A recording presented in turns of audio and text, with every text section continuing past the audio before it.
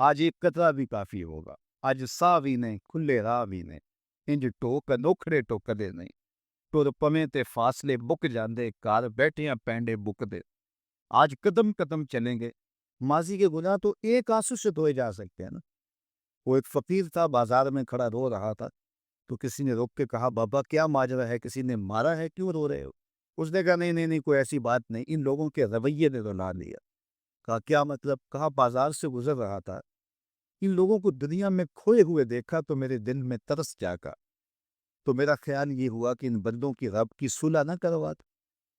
تو میں نے پھر اس سے بات کی، تو آواز آئی ٹھیک ہے لے آ ان کو میری چوکھٹ پہ، ایک آنسو سے سارے گناہ معاف کر۔ میں بڑا خوش ہوا، میں ان سے بات کی، یہ الٹا میرا مذاق اڑانے لگے، جا بابا کام کا، تجھے کیا پتا دنیا داری کیا ہوتی۔ تو وہ تو مان رہا تھا، یہ نہیں مانتے، تو مجھے ان کے رویے پہ رونا آ رہا ہے۔ وہ کہتے ہیں میں بخشنے پہ آماتا ہوں، ہم تو مائل کرم ہیں، کوئی سائل ہی راہ دکھلائے کسے، راہ رب منزل ہی نہیں، جلوائے طور تو موجود ہے، کوئی موسیٰ ہی نہیں۔ وہ تو کہتے ہیں میں معاف کر دوں گا، لیکن یہ عجیب ہے کہ یہ آماتے ہی نہیں، یہ مان نہیں رہے۔ تو مجھے ان کے رویے پہ افسوس آ گیا، ان کے رویے پہ رونا آ گیا، اس لیے میں رو رہا ہوں، ورنہ نے مجھے مارا نہیں، کوئی تکلیف نہیں پہنچائی۔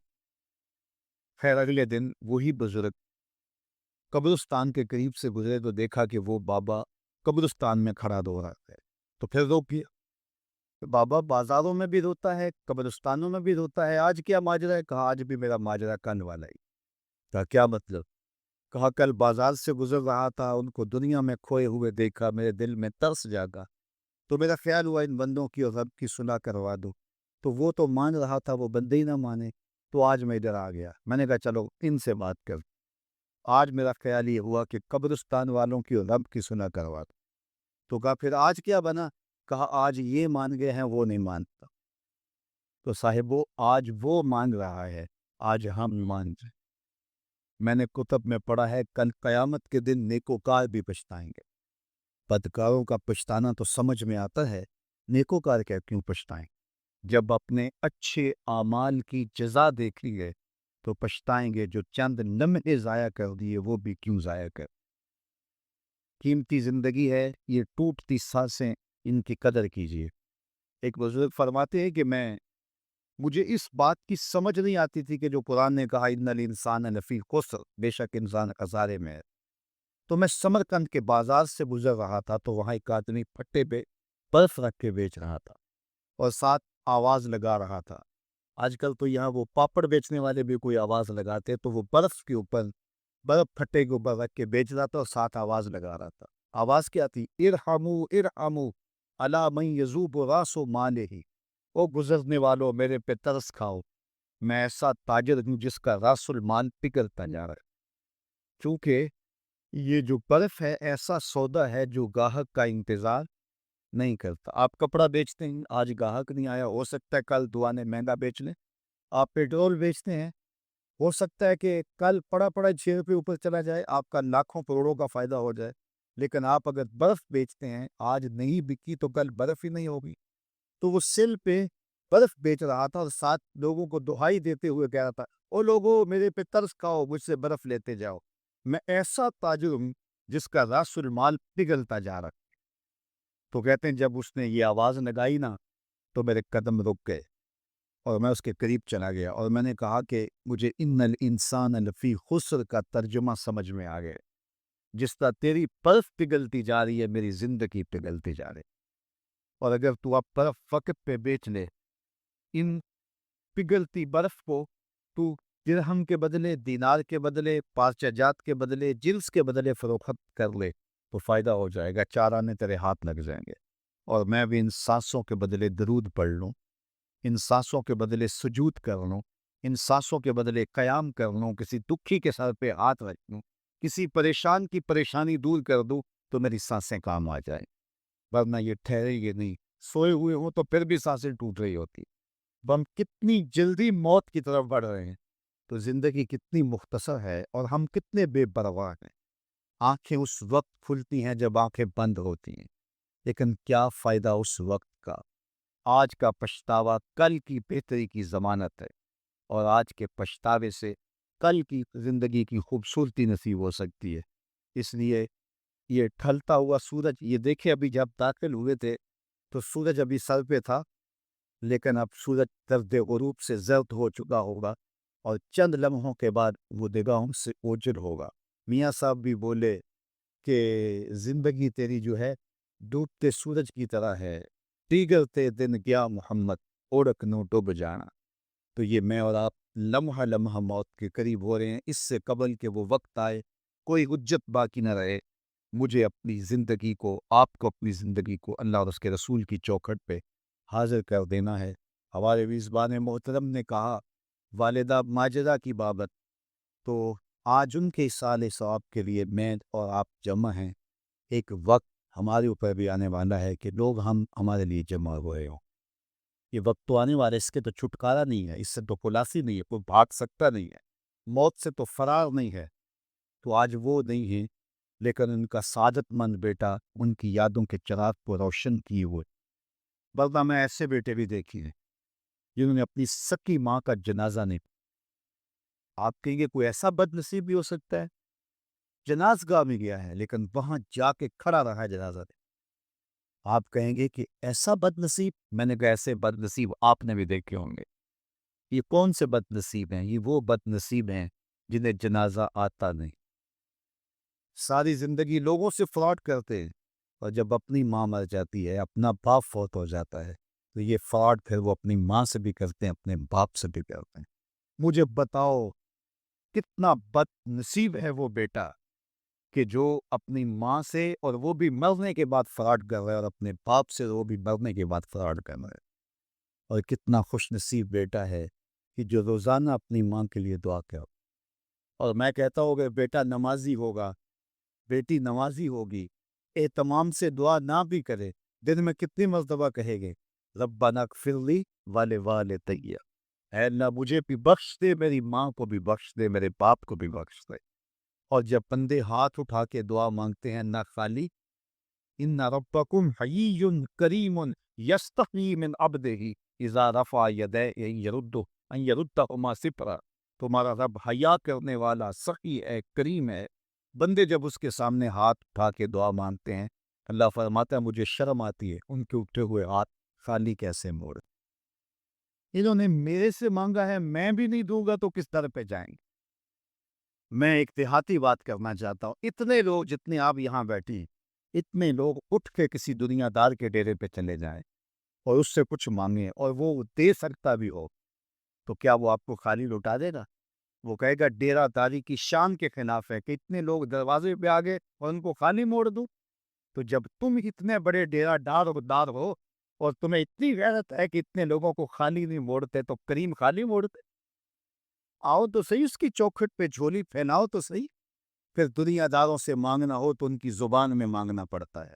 اللہ سے جس زبان میں مرضی مانگو، عربی میں مانگو، اردو میں مانگو، ہندی میں مانگو، سندھی میں مانگو، اقبال کے لہجے میں مانگو، سادی کے انداز میں مانگو، نہیں مانگنا آتا خالی ہاتھ پھیلا دو، وہ بند لبوں کی بولی ابھی سنتا ہے۔ آؤ تو صحیح اس کی چوکھٹ پہ، اپنے ہاتھ پھیلاؤ تو صحیح۔ دنیا داروں سے مانگے تو ناراض ہوتی، خدا سے نہ مانگو تو ناراض ہوتا ہے۔ اللہ کل ما یا باؤ بکم ربی نو نا دعاؤ، آؤ نا اس کی چوکھٹ پہ، دستے طلب دراز کرو۔ دنیا داروں کو مانگنے کے لیے وقت چاہیے۔ اس وقت تو صاحب سوئے ہوں گے، اس وقت تو ناشتہ کر رہے ہوں گے، اس وقت تو بیوی بچوں کے ساتھ مشغول ہوں گے، لیکن اللہ سے جب بھی مانگو، پچھلے پہر کنڈی کھڑکاؤ، در رحمت کھلا پاؤ۔ دن کو مانگو، رات کو مانگو، مانگو تو صحیح، وہ تو اتنا کریم ہے۔ اچھا بت کو سامنے کھڑا کیا ہے اور زلیخا ہاتھ جوڑے بت کے آگے پکار کرتی ہے، روزانہ سے شام کھڑی ہو جاتی، یا صنمی یا صنمی، اے میرے بت، اے میرے بت، بچھڑا ہوا یوسف ملا دے۔ سحر دم تک پکارتی رہتی، عمر بیت گئی، چہرے پہ جھریاں آ گئی، بڑھاپا طاری ہو گیا، ایک دن رات کا پچھلا پہر ہے، بت کے آگے ہاتھ جوڑے یا صنمی کا وظیفہ پڑھ رہی ہے۔ اچانک نیند کا جھٹکا آ گیا، زباں پل کھا گئی، بولی یا سمادی، یا سمادی۔ کہا جبریل جلدی جا، یوسف کے گھوڑے کا رخ موڑ دے۔ یا اللہ تجھے تو نہیں پکار رہی، وہ تو بت کو پکار رہی ہے۔ زباں پل کھا گئی، یا صنمی کی بجائے یا سمادی کے لفظ زبان پہ آ گئے۔ کہا جبریل اتنا عرصہ ہوا بت کو پکارتے ہوئے، اس نے کوئی جواب نہیں دیا، آج جیسے بھی اس کے لبوں پہ میرا نام تو آیا ہے، اگر میں نے بھی جواب نہ دیا میرے اور بت میں فرق کیا ہوا؟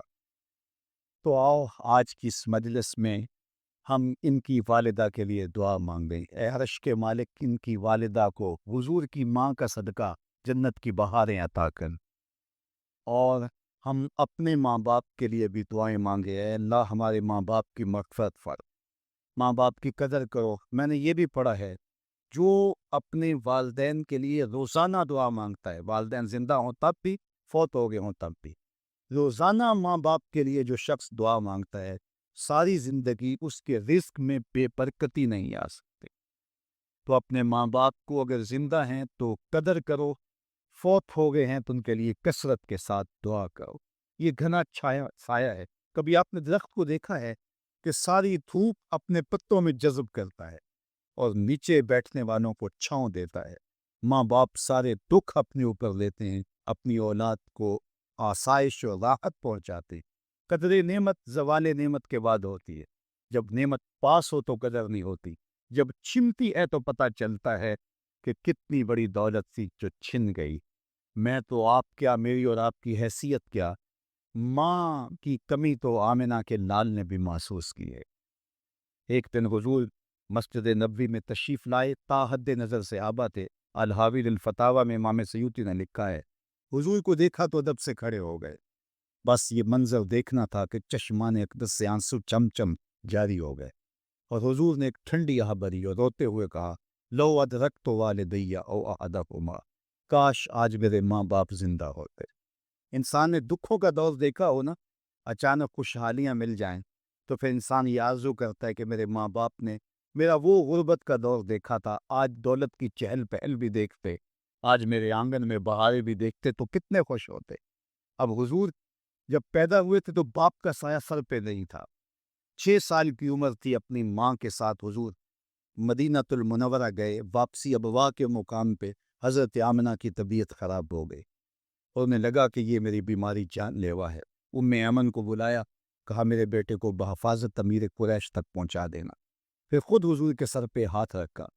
سیدہ آمنہ سلام اللہ علیہا حضور سے کوئی باتیں کرنا چاہ رہی تھی، لیکن ضبط کے بندھن ٹوٹ گئے۔ ابن حشام سیرت کی پہلی کتاب ہے، اس میں تفصیل سے یہ واقعہ موجود ہے۔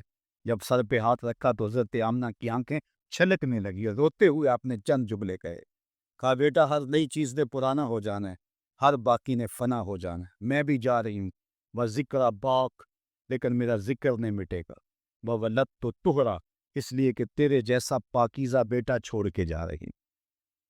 کچھ عرصہ قبل مصر میں کھودائی کے دوران کچھ غاریں دریافت ہوئی ہیں کہ جن کے اندر سونے کی پرسیاں تھیں اور انسانوں کی ہڈیاں ملی۔ تو ہم تاریخ پڑھتے ہیں تو 6 صدی عیسوی سے قبل مصر میں وہ بادشاہوں کو الگ انداز سے دفن کرتے تھے۔ عام قبروں میں عام لوگوں کی طرح بادشاہ دفن نہیں ہوتے تھے، بلکہ بڑا غار تلاش کرتے اور اس میں سونے کی مرصع رسی رکھتے اور اس کی لاش کو وہاں رکھتے، اور اناج اور کھانے پینے کی چیزیں وہاں رکھتے۔ اور ظلم یہ ہوتا کہ وہاں چند زندہ غلام بھی اس کی خدمت کے لیے وقفہ کرتے اور باہر سے دیوار چکتے، اور پھر جس طرح وہ گھٹ گھٹ کے مرتے تھے، وہ ایک ادھر تھا کہانی، اس کا تصور کر کے بتا کانپ جاتا ہے۔ یہ دنیا کے اوپر ظلم، جبر، تعدی، ناانصافی کیا کچھ ہو رہا تھا، لیکن میرے حضور آئے تو امن ہی امن، روشنی ہی روشنی، شعور ہی شعور، اجالا ہی اجالا پھیل گیا۔ کائنات کو یہ جتنی بھی روشنی ملی ہے، آج چاہے کوئی کفر کا معاشرہ بھی ہو اور اس میں آپ کو خیر کی قدریں نظر آئی، تو وہ ساری قدریں میرے حضور کی دی ہوئی۔ سید سلیم گیلانی نے تو قلم توڑ دیا، نہ خرد کی روشنی تھی نہ جنوں کی آگ کی تھی، نہ خرد کی روشنی تھی نہ جنوں کی آگ کی تھی، تیری رہبری سے پہلے یہ جہاں جہاں نہیں تھا، تیری رہبری سے پہلے یہ جہاں جہاں نہیں تھا، تیرے آستاں سے پہلے کوئی آستاں نہیں تھا، میں وہ زمین تھی جس کا کوئی آسمان نہ۔ تو زندگی کا سارا جمال اسی چوکھٹ سے نصیب۔ تو اس لیے ایک دن کا یا ایک شب کا محفل میلاد محدود نہیں رکھنا نا، بلکہ اپنی پوری زندگی پر محفل میلاد کو پھیلا لینا ہے۔ ہمارا رواں رواں شکرانہ ادا کرے، ہمارا طرز زندگی بتائے ہمیں حضور کے آنے کی خوشی ہے۔ اگر ان کے آنے کی مسرت ہے اور ان کے آنے کی خوشی ہے تو پھر ہمارا طرز زندگی کیوں نہیں بتاتا کہ ہم خوش ہیں؟ ان کا بتایا ہوا طریقہ، ان کا دیا ہوا نظام حیات ہماری زندگی کا روشن حوالہ ہے اور ہماری زندگی کا نور اور چراغ راہ ہے، تو پھر اس کی روشنی میں ہم جینا کیوں نہیں چاہتے، اس روشنی میں کیوں نہیں ہم چلنا چاہتا؟ تو صاحب میلاد سے محبت اور صاحب میلاد سے پیار اور شکرانے کا ایک انداز یہ ہے کہ آپ اپنی ساری زندگی ان کے نام ادا۔ میرے استاد فرمایا کرتے تھے، اور یہ بات کوئی ہزار مرتبہ کہہ چکا ہوں، وہ فرمایا کرتے تھے یہ نہ ہو کہ لوگ تمہیں پوچھے تم کون ہوتے اور تمہیں بتانا پڑے ہم مسلمان ہوتے۔ فرمایا کرتے تھے صاحب نہ کسی کو پوچھنا پڑے نہ تجھے بتانے کی نوبت آئے، تمہاری وضع قطع ایسی ہو تم دور سے آ رہے ہو لوگ پہچان کے کہیں وہ دیکھو محمد عربی کا غلام آ، لوگوں کو پتا ہو یہ حضور کا نوکر ہے، تمہارے سینے پہ حضور کے نام کا بیج لگا ہے اور تم دکان پہ بیٹھے، لوگوں کو بے فکری ہونی چاہیے۔ اب اس سے 2 نمبر مال نہیں مل سکتا یہ حضور کا عاشق، کیونکہ اس کے سینے پہ حضور کے نام کا بیج آ گیا، یہ کبھی بھی نہیں ہو سکتا جھوٹ بولے، یہ کبھی بھی نہیں ہو سکتا کم تولے، اس لیے کہ اس کے سینے پہ نام میرے حضور کا لکھ پہ۔ تو آپ کا عشق آپ کی صداقت کی دلیل بن جائے، آپ کا عشق آپ کے وعدہ پورا کرنے کی دلیل بن جائے۔ میرے حضور تو کسی سے وعدہ کرتے ہیں کہ میں تیرے آنے تک یہاں کھڑا ہوں، اور وہ جا کے گر جاتا تھا، اور آقا کریم 3 دن تک کھڑے ہیں، 3 دن تک قضائے حاجت کے لیے جاتے ہیں، پھر آ کے کھڑے ہو جاتے ہیں۔ 3 دن کے بعد اچانک ایک دن وہ ادھر سے گزرا تو دیکھا حضور علیہ الصلوۃ والسلام کھڑے ہیں، سر پہ ہاتھ مارا ہو، یہ تو مجھ سے وعدہ کیا ہوا تھا، بڑا شرمندہ ہوا، آگے بڑھا تو اتنی سر بات حضور نے کہی تھی، تو نے مجھے مشقت میں ڈالا ہے، غلطی اس کی ہے، حضور نے کہا میں کھڑا اور وہ جا رہی ہے۔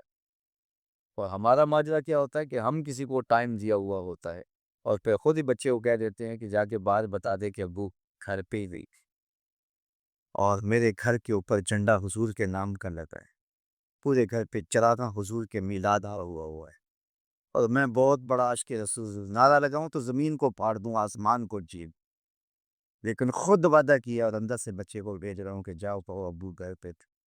تو صاحب میں عاشق رسول نہیں ہوتا، میں کوئی اور ہوتا۔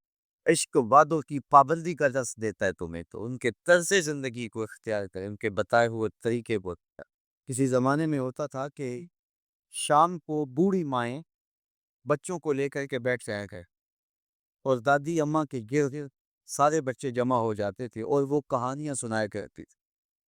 ان کہانیوں میں صحابہ کی عظمت کی کہانیاں تھیں، اہل بیت کے تذکرے ہوتے، اپنے اسلاف کے قصے ہوتے، کہانی کے روپ کے اندر وہ دین گھول کے بچوں کو پلایا کرتے تھے، اور بچوں کو اس کا چسکا، اس کا نشہ ایسا تھا کہ وہ روز شام کو دادی اماں کے بستر میں گھس جاتے تھے اور دادی اماں ان کو دین کا سبق دیتی، اپنی روایات پڑھاتی، اخلاقیات سکھاتی، اور بچے اس درس گاہ پڑھ کے جب نکلتے تو پھر وہ دنیا کے جس کونے پہ بھی کھڑے ہوتے اس درس کو کبھی بھی بھولا نہیں کر گئے تھے۔ جب سے دادی اماں کا بستر اجڑ گیا ہے، جب سے یہ کلچر دم توڑ گیا ہے اور بچوں کے اوپر اتنی کتابیں لاد دی گئی ہیں کہ انہیں فرصت ہی نہیں مل رہی، اور جو باقی وقت بچتا ہے وہ ان کا سکرین بھی آگے گزرنے لگا ہے، تو پھر دادی اماں کا بستر ویران ہوا اور بچوں نے وہاں سے جو سیکھنا ہے اس درس گاہ میں، جس سے استاد فرنگی روحوں کے بے حس ڈانچے ہیں، جو انہوں نے سکھانا ہے، تو پھر نتیجہ کیا ہوگا کہ بچہ جو فکر لے کر اور جو طرز زندگی لے کر اٹھے گا تو وہ کبھی بھی اس مزاج سے میل نہیں کھائے گی جو کہ ہمارے اسلاف کا طریقہ تھا، ہمارے اسلاف کا دیا ہوا مزاج۔ آج ماڈرن اسلام کی بات کی جاتی ہے، جدیدیت کے قصیدے پڑھے جاتے ہیں، اور جو اسلام کی روح سے نا آشنا لوگ ہیں وہ جھومنے لگتے ہیں، شاید یہ جدیدیت ہمارے لیے کوئی نجات دہندہ ہو، یہ ہمارے لیے کوئی پیغام شفا بن کے ہمارے اوپر نازل ہو رہی ہے، یہ جدیدیت، یہ اسلام کا مزاج نہیں ہے۔ اسلام وہی ہے جو 14 صدیاں قبل صفہ کے چبوترے پہ بیٹھ کے رسول اللہ نے صحابہ کو پڑھایا۔ اسلام وہی ہے جو مسجد نبی کی چٹائی پہ بیٹھ کے رسول اللہ نے درس دیا تھا، وہی اسلام ہے۔ اسلام نہیں بدلا، اور نہ ہی اسلام کے اندر کوئی ناسخ و منسوخ ہے کہ جو مشکل لگا اس کو نکال دیا، جو آسان سمجھا اس کو جو ہے وہ رکھ لیا۔ ایک خواہشات کا اسلام نہیں ہے، آرزوؤں کا اسلام نہیں کہ جو مشکل لگا اس کو نکال دے۔ رومی نے بھی ایک بڑے خوبصورت پیرائے میں اس کی نفی کی ہے۔ کسی زمانے میں وہ لوگ تصویریں چھپوایا کرتے تھے میلوں ٹریلوں پر، اور تو وہ اس نے کہا کہ میرے یہاں شیر کی تصویر چھاپ ہے، تو اس نے وہ مشین جس میں روشنائی ہوتی ہے، اس کی جب پن جس ان کے اندر ڈالی اور درد ہوا تو پوچھا کیا کرنے لگے؟ کہا کہ میں شیر کا منہ بنانے لگا۔ اس نے کہا اس نے کون سا کھانا ہے؟ تو اس نے وہ پن باہر نکال لی۔ پھر دوسری جگہ جب داخل کی تو پھر درد ہوا تو کہا کیا کرنے لگے؟ بس شیر کی ٹانگیں بنانے۔ کہا اس نے کون سا چلتا ہے؟ پھر اس نے خیر باہر نکالی، روشنائی اندر جذب کرنے کے لیے۔ پھر جب اس نے سوئی ڈالی تو کہا اب کیا کرنے لگے؟ تو کہا میں شیر کے کان بنانے لگا ہوں۔ تو اس نے کہا اس نے کون سا سننا؟ وہ خیر اس نے پھر نکال لیا، تو جہاں رکھے تو پوچھے کیا کرنے لگے ہو؟ کبھی بولے میں اس کی آنکھیں بنانے لگا ہوں، کبھی کہے اس کی تم بنانے لگا ہوں، تو یہ کوئی نہ گزر پیش۔ تو اس نے کہا بابا پھر میں کیا بناؤں؟ کہا بس تم شیر بنا رہا۔ اس نے کہا میں کیسا شیر بناؤں جس کی آنکھیں بھی نہ ہو، جس کے کان بھی نہ ہو، جس کی ٹانگیں بھی نہیں ہو، جس کا پیٹ بھی نہ ہو، جس کی دم بھی نہ ہو؟ کہا بس تم سمپل شیر بنا۔ کہا کہ وہ شیر مجھ سے نہیں بنتا جس کے یہ اعضاء نہ، یہ اعضاء تو ہوں گے شیر بنے گا، لیکن جب بھی کوئی اعضاء بنانے کے لیے وہ سوئی جسم کے اندر داخل کرتا تو درد ہوتا، تو وہ اس درد کو برداشت نہ کر پاتا، کہتا تھا نہیں اس کے بغیر شیر بنا دو، اس کے بغیر شیر۔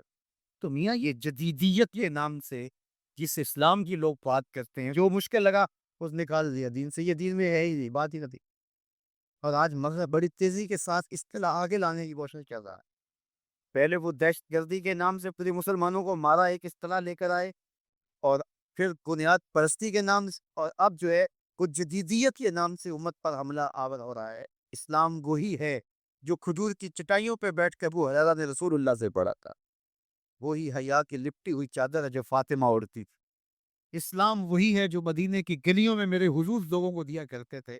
اسلام وہی ہے جو اسلام ہمیں آنکھوں کا حیا بھی سکھاتا ہے اور دل کا حیا بھی سکھاتا ہے، جو ہمیں تقدس مات زندگی کا درس دیتا ہے، ہمیں عفت، پاکیزگی، انکساری، عجز اور اللہ کے حضور پانچ گانا سجدوں کی تعلیم فراہم کرتا ہے۔ کوئی نیا ایڈیشن اسلام کا جو ہے وہ نہیں چلے گا۔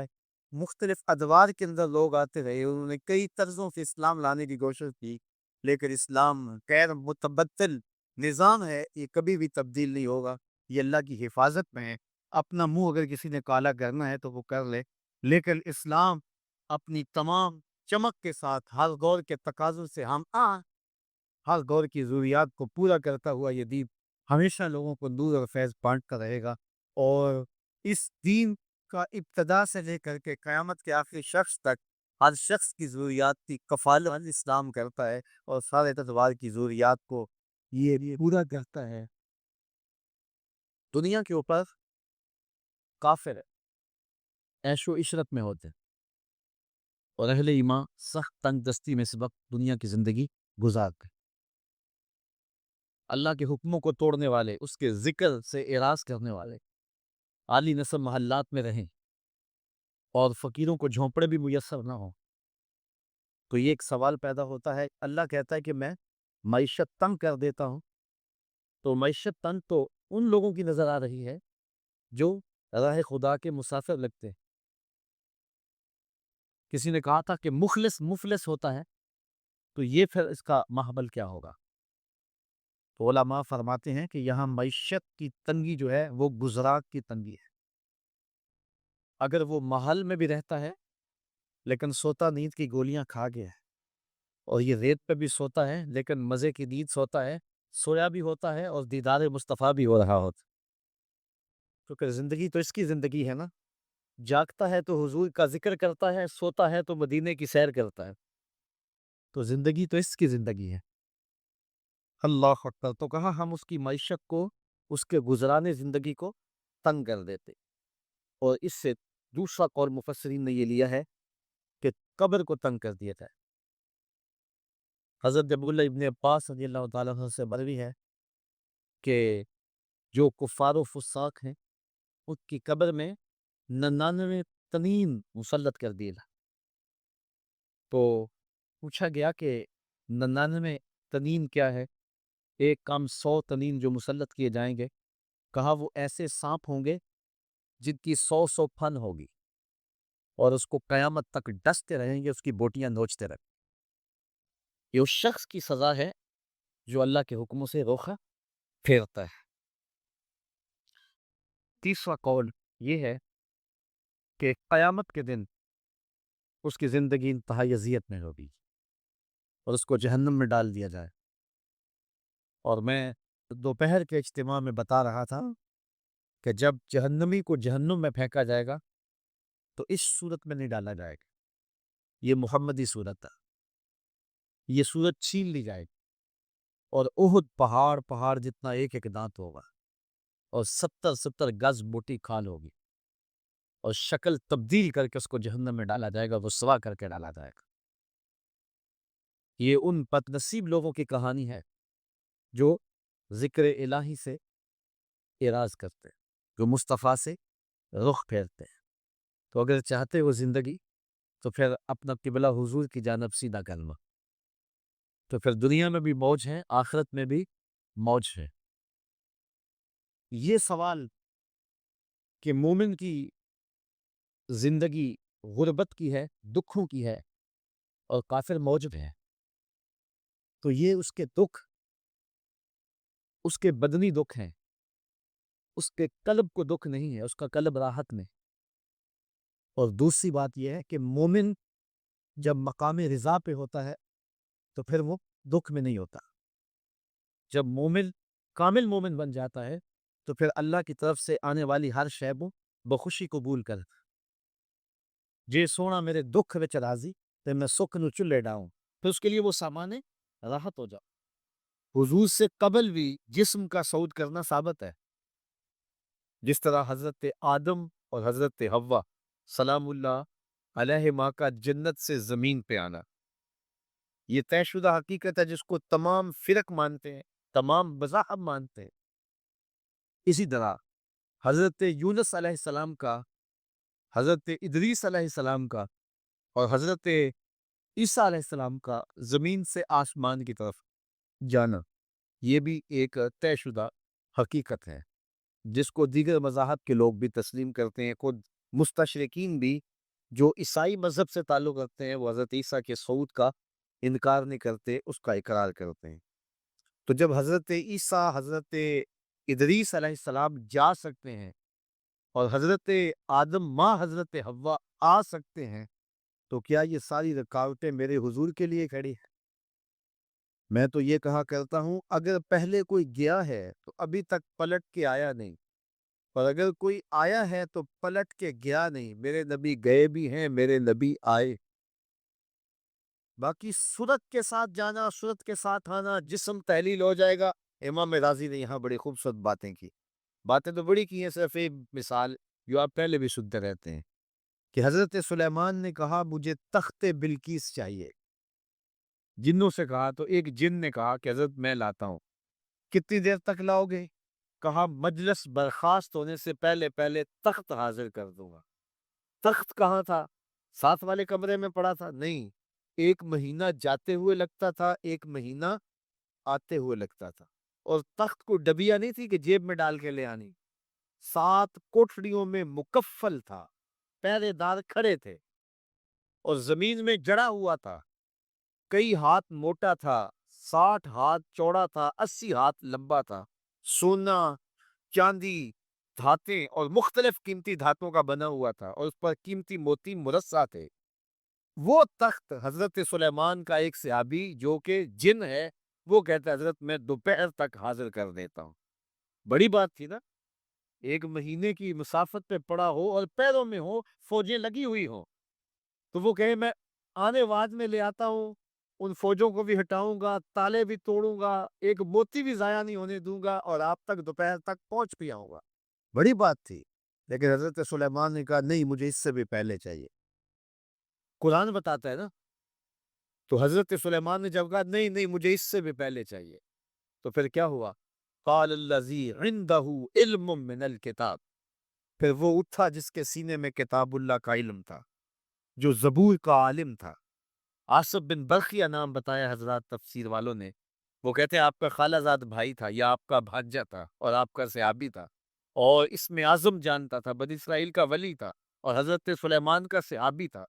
اس نے کہا انا آتی کا بھی، حضرت میں حاضر کر دیتا ہوں۔ کہا وہ تو دوپہر تک کا وقت دے رہے ہیں، تم کب تک لاؤ گے؟ تو اس نے کہا انا آتی کا بھی قبل ان یرتد الیک طرفک، حضرت آپ آنکھ بعد میں جھپکیں گے تخت پہلے پڑا ہو، آپ آنکھ بعد میں جھپکیں گے تخت پہلے پڑا ہوگا، اور حضرت سلیمان نے ابھی آنکھ نہیں جھپکی، تخت پہلے پڑا ہوا تھا۔ یہ شان ہے خدمت گاروں کی، سرکار کا عالم امام فخر الدین رازی فرماتے ہیں بنی اسرائیل کے نبی کا ایک امتی اتنی طاقت رکھتا ہے کہ ایک مہینے کی مسافت سے تخت بلقیس حاضر خدمت کر دیتا ہے اللہ کی دی ہوئی قوت سے، اور اس کا ایک موتی بھی نہیں ٹوٹتا اور وہ ہوا میں تحلیل بھی نہیں ہو سکتا، تو کیا مصطفیٰ فرش سے عرش تک آنے واحد میں نہیں جا سکتے؟ دوسری بات ہے یہ مصطفیٰ کریم نے کہا کب ہے کہ میں گیا ہوں؟ یہ تو رب کہتا ہے میں لے گیا ہوں۔ سی راز میراج محبتاں دا نہیں سی کسے دی سمجھ وچ آن والا، سدیا طالب تے گیا مطلوب ہوتے، جبرائیل سی سد لے جان والا، بازے آخ دے بن دروازیاں تو کمیں پہنچیا عرش تے جان والا، ابر عقل نو ایتھے دخل کیے جانے جان والا یا لے جانو۔ رب کہتا ہے محبوب کو میں لے کے گیا ہوں۔ اللہ تمہاری صورتوں کو نہیں دیکھتا، اللہ تمہارے مالوں کو نہیں دیکھتا کہ کون کتنا خوبصورت ہے، کس کے پاس کتنی دولت ہے، نہ تمہاری صورتیں دیکھتا ہے، نہ تمہارے بنگلے دیکھتا ہے، نہ تمہاری جائیدادیں دیکھتا ہے، نہ تمہارا بینک بیلنس دیکھتا ہے۔ اسے تمہاری صورتوں سے غرض نہیں ہے، اسے تمہارے اموال سے سروکار نہیں ہے۔ وَلَٰكِن يَنظُرُ إِلَىٰ قُلُوبِكُمْ وَأَعْمَالِكُمْ، وہ تمہارے دل دیکھتا ہے اور تمہارے عمل دیکھتا ہے۔ تمہارے کپڑے پرانے ہیں، جھونپڑے میں رہتے ہو، لیکن عمل خوبصورت ہیں۔ تمہارا دل قلب سلیم ہے، اس دل میں اللہ کی محبت، اللہ کا پیار رکھا ہے، اللہ جل شانہ کے محبوب کا پیار رکھا ہے، تو وہ دل خوبصورت ہے۔ تو تمہارے لباس پھٹے پرانے کیوں نہ ہوں، تمہارے رہنے کی جگہ انتہائی نا آسودہ کیوں نہ ہو، لیکن تمہارا دل اچھا ہے، تمہارے عمل اچھے ہیں، تو تمہارے رب کو یہ پسند ہے۔ تو تقوی کا مرکز تمہارا قلب ہے، تمہارا دل ہے۔ تو دل کی پاکیزگی، دل کی صفائی، دل کی ستھرائی، یہ اللہ جل شانہ کو محبوب ہے۔ ہم عمومی طور پہ اپنے ظاہر کو سنوارنے میں لگے رہتے ہیں اور باطن ہمارا میلا کچیلا ہی رہتا ہے۔ ہمارا رب ہم سے اس بات کا تقاضا کرتا ہے کہ تمہارا دل بھی ستھرا ہونا چاہیے، تمہارا دل بھی پاک ہونا چاہیے۔ باہو علیہ رحمہ فرماتے ہیں کہ دل کالے نالوں منہ کالا چنگا، جے کو یہ رمز پچھانے ہو۔ تو اصل تو پاکیزگی، طہارت، صفائی، عفت قلب کی ہے۔ تو اس لیے اللہ تعالیٰ جل شانہ نے مومنین کے قلوب کی پاکیزگی، طہارت اور صفائی اور عفت کا تقاضا اہل ایمان سے کیا ہے۔ اللہ جل شانہ نے بندوں کو جو عزت، وقار اور شہرت عطا کی ہے، تو اس کا معیار تقوی کو قرار دیا۔ کون کتنا معزز ہے یہ اس کی دولت سے نہیں ناپا جا سکتا، اس کے قبیلے اور اس کے خاندان سے نہیں جانچا جا سکتا، اس کے لباس سے آپ یہ اندازہ نہیں کر سکتے کہ یہ معزز شخص ہے۔ کسی شخص کا کسی قوم سے تعلق ہے، وہ اس کی عزت کا ظرف نہیں ہے۔ ان اکرمکم عند اللہ اتقاکم، تم میں سے معزز وہ ہے جو متقی ہے، جو پرہیزگار ہے۔ دیکھیے ابو لہب قریشی النسب تھا، لیکن خوبصورت ہونے کے باوجود، عالی مرتبت نسب رکھنے کے باوجود آج بھی اس پر لعنتیں برس رہی ہیں۔ اور بلال حبشی رضی اللہ تعالیٰ عنہ رنگ کے کالے تھے اور نسباً غلام تھے، لیکن تقوی کی دولت نے، ایمان کی دولت نے ان کو اس مقام پہ کھڑا کر دیا کہ وہ ہاشمی النسب شخص تقوی اور ایمان کی عدمیت کی وجہ سے ان کے قدموں سے لگی ہوئی دھول تک بھی نہ پہنچ سکا، اور وہ عزتوں کے اس شرف کو حاصل کرتے ہیں جو انہی کا مقسوم ہے۔ تو اسلام نے شرف کا معیار، عزت کا معیار تقوی قرار دیا ہے۔ تو اس لیے ہمیں تقوی کو حاصل کرنے کے لیے کوشاں رہنا چاہیے اور ایسے اعمال بجا لانے چاہیے کہ جس سے ہمیں تقوی حاصل ہو۔ حضور کی ذات بڑی حساس ذات ہے۔ ڈٹھے ورق قرآن دے کھول سارے، تیری شان جیا نہیں کوئی اور ڈٹھا، تیری شان دا کرے مقابلہ جیڑا، اولو عاشقاں اصلی چور ڈٹھا، کوئی دور آکھے کوئی پشکر آکھے، پیدا رات دیتے ایہو شور پٹھا، اللہ والیاں گل کوکا دیتی تساں ہور ڈٹھا اساں ہور۔ تم نے حلیمہ کی بکریوں کے پیچھے پیچھے دیکھا، سدرہ پر جبریل کے آگے آگے نہیں دیکھا؟ تو پوچھا جائے گا، سوال ہوگا، ما کنت تقول فی ھذا الرجل، اس پیاری صورت